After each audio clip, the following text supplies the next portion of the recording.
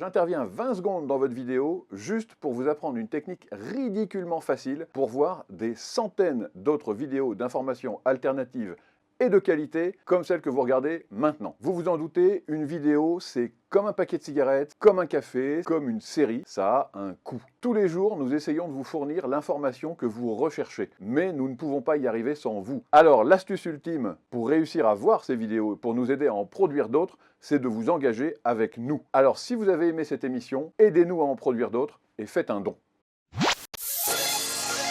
7h, 10h sur Radio Courtoisie, suivez la ligne droite. En 2021, sur 1380 actes antireligieux recensés par le ministère de l'Intérieur, 686 concernaient la communauté chrétienne, soit près de 50% d'entre eux. À titre de comparaison, les actes antisémites recensés sont au nombre de 523 et les actes anti-musulmans 171. En 2018, c'était carrément 1063 actes christianophobes contre 541 pour la communauté juive et 100 pour les musulmans. Donc il s'agit de profanation, d'églises, de cimetières, de calvaires ou d'agressions verbales contre des croyants ou des ecclésiastiques. En 2021, on parle d'un édifice religieux chrétien vandalisé par jour. Donc un par jour, voire 3 tous les 2 jours. Mais dans cette société pour qui Dieu est mort, une croix s'élève posée par SOS Calvaire. Et justement, nous sommes avec Alexandre Caillé pour en parler ce matin. Bonjour. Bonjour Marie. Alexandre Caillé, vous êtes directeur général de l'association SOS Calvaire. Merci d'être avec nous ce matin. Mais je vous en prie. Pouvez-vous revenir pour nous sur les origines de votre association ? Comment et quand est née l'association SOS Calvaire ? Alors l'association SOS Calvaire est née en 1987. Elle s'appelait initialement les Amis des Chapelles et Calvaires dans la région du Lyon-d'Angers. Donc qui était un nom un petit peu moins marketing que SOS Calvaire, qui a été créé par monsieur Maurice Chétano. C'était un ancien ingénieur RATP qui a fait toute sa carrière à Paris et puis qui est rentré dans le Haut-Anjou pour sa retraite. Et alors, là, il a rencontré un monsieur qui n'avait pas la foi, mais qui restaurait une petite chapelle. Il s'appelait monsieur Paris. Et cette petite chapelle, la chapelle du Puy-Hervé, qui est vraiment une toute petite chapelle, a été à l'initiative, en fait, à l'origine de la création de l'association Les Amis des Chapelles et Calvaires. En fait, ils se sont retrouvés à une vingtaine de bénévoles pour restaurer ce petit édifice. Et en fait, ça a fonctionné. Les gens étaient ravis d'avoir quelque chose de concret à faire pour une petite chapelle qu'ils connaissaient très bien, puisqu'ils passaient devant très régulièrement. Et puis après avoir restauré la chapelle en décembre 1986, ils se sont dit, mais on ne peut pas en rester là, donc qu'est-ce qu'on fait après ? Monsieur Chétano a dit, très bien, créons une association. Et c'est cette même association qui a été reprise en 2014 par Paul Ramet et en 2019 par Julien Lepage, qui en a fait ce qu'elle est devenue aujourd'hui, c'est-à-dire une association nationale qui restaure plus d'un calvaire par jour. Ah oui, d'accord. Donc un calvaire par jour, donc né d'abord en 1987, reprise, vous l'avez dit, en 2014. Alors vous avez parlé de chapelle, de calvaire. Quels sont les projets, les missions de SOS Calvaire ? Alors, SOS Calvaire, c'est une association du coup qui s'est donnée pour mission d'inventorier, de valoriser et de restaurer le petit patrimoine chrétien français dans un premier temps. Donc notre idée, c'est nous avons des équipes de bâtisseurs. Les bâtisseurs sont des bénévoles. Nous en avons environ 4000 répartis dans 75 antennes partout en France et dont l'objectif est de restaurer les édifices du petit patrimoine chrétien, c'est-à-dire des calvaires, évidemment. Donc, toute la déclinaison des croix que l'on voit en France, donc les croix de chemin, les croix sommitales en haut des montagnes, les croix de rogation au bord des champs, les croix phylloxériques au bord des vignobles, etc. Mais aussi les oratoires, les niches votives, les statues, tout l'ensemble des petits édifices chrétiens que l'on peut voir. Et nous avons aussi une branche de consolatrices qui restaure les crucifix.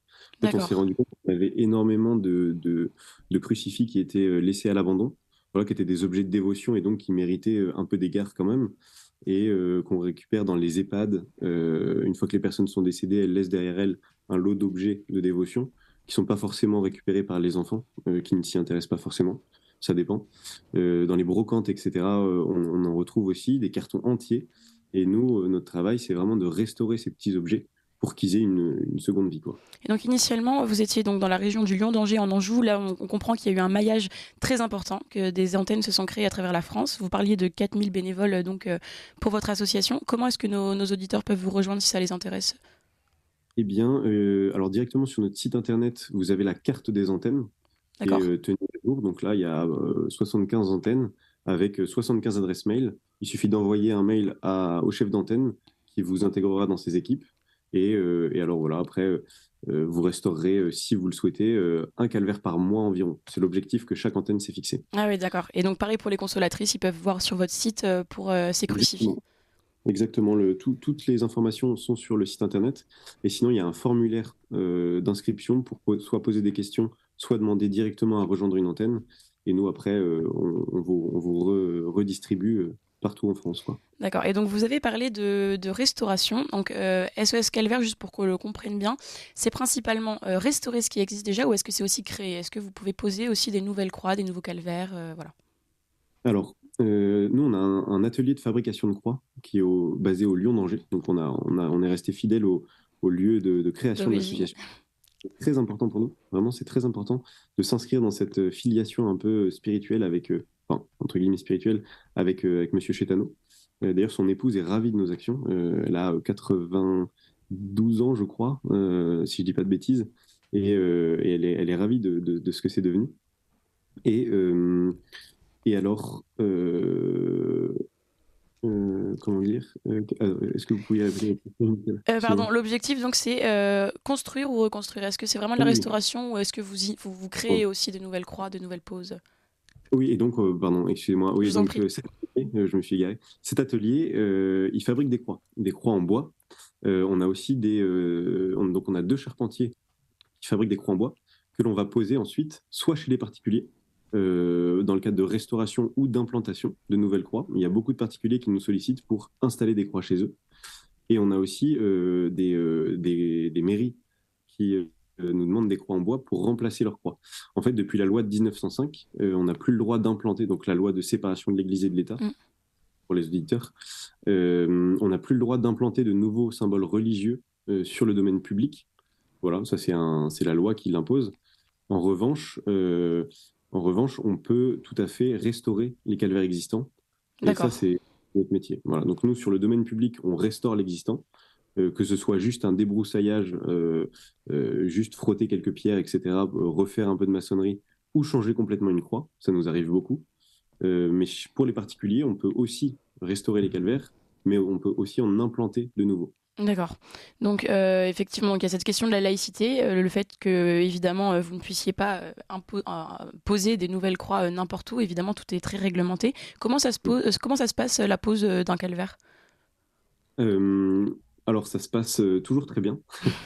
Nous, en fait, le cheminement global, c'est on nous contacte. Nous, on va très peu chercher de nouveaux chantiers.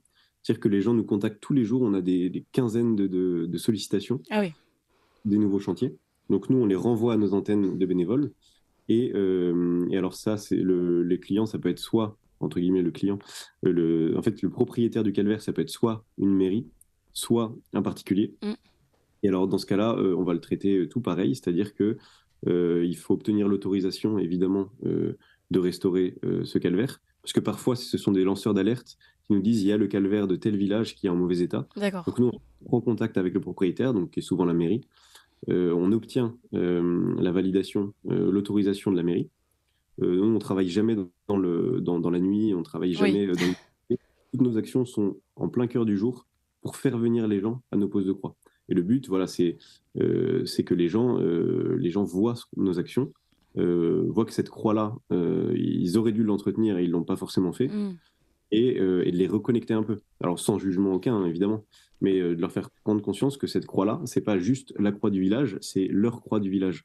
En fait, il y a des villages où tout le monde s'en va, les villages sont désertés, les campagnes sont désertées, et qu'est-ce qui reste? Eh bien, il reste la croix. Et donc nous, c'est un peu la dernière âme qui vive dans certains villages, et donc nous, on vient justement réveiller ces villages grâce à ça.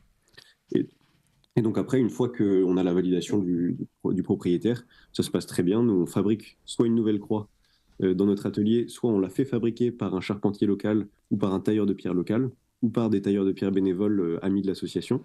On leur livre la croix. Et puis la croix après est installée avec le concours de nos bénévoles et des habitants. Voilà, on fait D'accord. toujours intervenir les habitants. Et donc sur vos vidéos de pause, justement, on voit souvent, enfin même à chaque fois en fait, la bénédiction de ces calvaires par la présence d'abbés. Je pense qu'on passerait effectivement à côté du sujet si on ne parlait pas de la dimension spirituelle, bien sûr, de SOS Calvaire. Bien sûr, nous, on pose des Christ, on pose des croix, hein, pas des pergolas. Chacun son métier, voilà. Je salue tous ceux qui posent des pergolas. Mais notre idée, c'est vraiment en fait, la loi de 1905, elle est très claire là-dessus.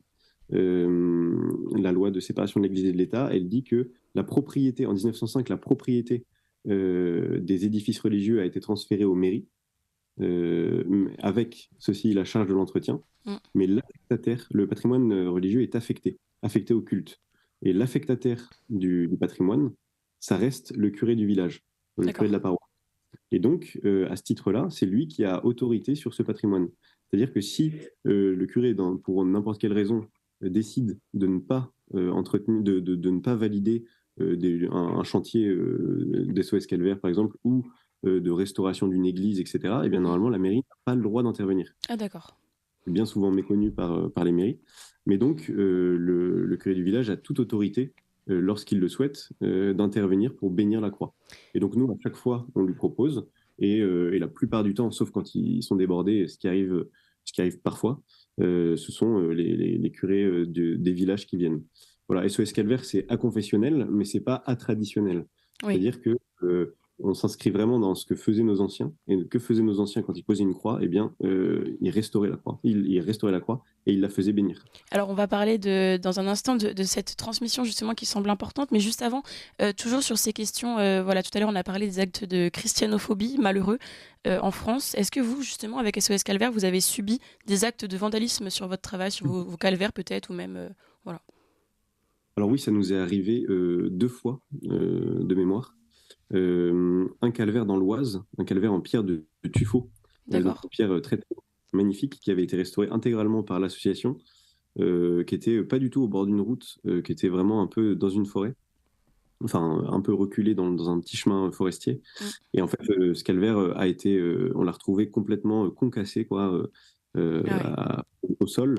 Et ça peut arriver qu'il y ait des accidents. Là, je pense pas que ce soit un accident vu la localisation du calvaire.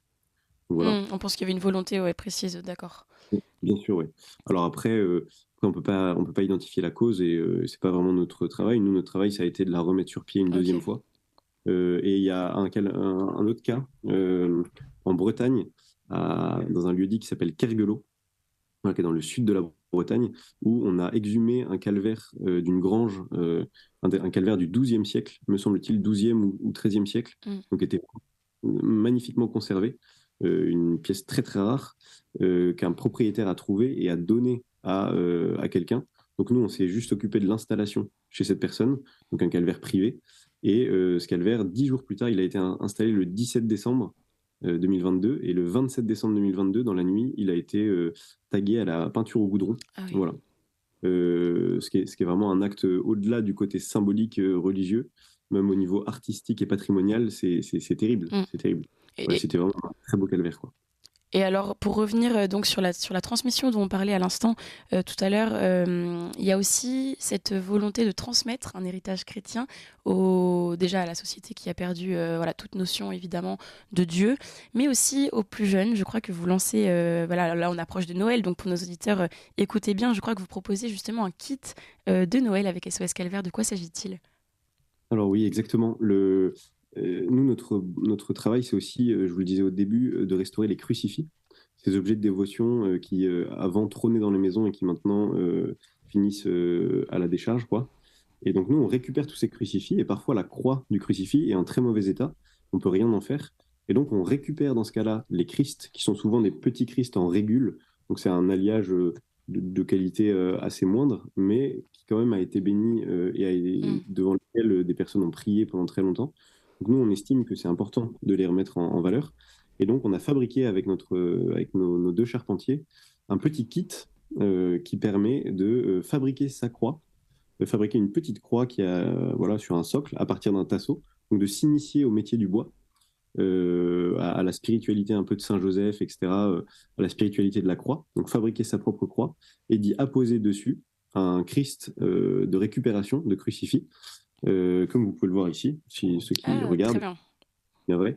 Et donc voilà, l'objectif c'est que c'est plutôt à destination des enfants pour découvrir un peu le savoir-faire des mains, la joie du travail bien fait, la spiritualité de la croix aussi, et de pouvoir en même temps valoriser des crucifix, des Christ de crucifix, voilà, pour éviter qu'ils tombent dans l'oubli. Bon, merci beaucoup Alexandre Caillé, on va devoir finir sur ces mots.